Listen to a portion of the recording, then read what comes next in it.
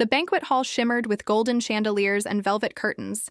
It was the city's most anticipated charity gala, and the wealthy elite gathered in sparkling gowns and sharp tuxedos. Tables overflowed with fine wine and dishes too expensive to name. At the center of it all sat Mr. Baldwin, a real estate tycoon known for his arrogance. He loved attention as much as he loved humiliating anyone he considered beneath him. In the corner of the hall, Daniel adjusted his simple black uniform. He was a young waiter, just 19, working nights to help his mother pay medical bills. His shoes were slightly scuffed and his uniform a bit too large, but he carried himself with quiet dignity. Tonight, he was nervous. It was his first time working an event this grand. As Daniel approached the head table with a tray of wine glasses, Baldwin sneered. He leaned back in his chair, eyeing the boy like prey. "You there," Baldwin barked. "Don't touch my table. Leave my table. I don't want some cheap waiter with dirty shoes serving me." The words echoed through the hall. Guests froze, forks halfway to their mouths. Daniel's face flushed crimson. He stopped in his tracks, gripping the tray tightly to keep his hands from trembling. I'm sorry, sir," he stammered softly. "I was just embarrassing yourself," Baldwin cut in, his voice dripping with disdain. He laughed loudly, turning to the other wealthy men around him. "Look at him. Doesn't even belong in a place like this." Some chuckled nervously, not daring to oppose Baldwin. Daniel lowered his eyes, wishing the floor would swallow him whole. But before the humiliation could deepen, a calm, commanding voice rose from the end of the table.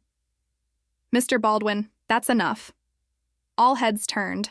It was Judge Whitmore, the guest of honor that evening, a man respected across the city for his integrity and fairness. He stood slowly, his tall frame casting a shadow across the table, his piercing gaze locked onto Baldwin. "Do you think your wealth gives you the right to strip others of their dignity?" Whitmore asked, his tone sharp. "This young man is working honestly, providing a service none of us could enjoy this evening without. You should thank him, not mock him." Gasps spread across the room. Baldwin's smirk faltered.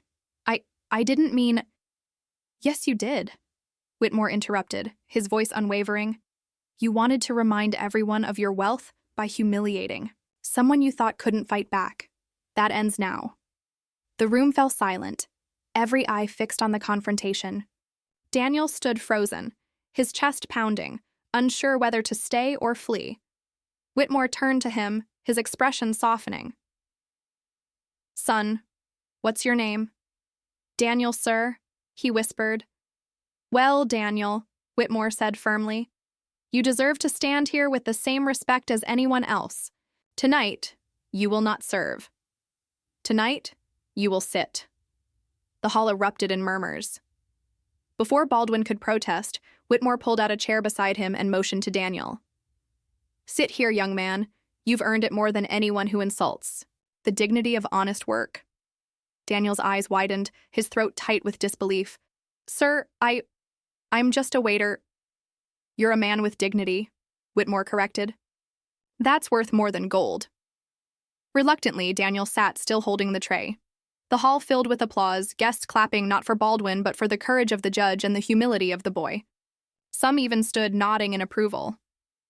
Baldwin's face turned red with shame. He slumped in his chair, suddenly very small despite his wealth.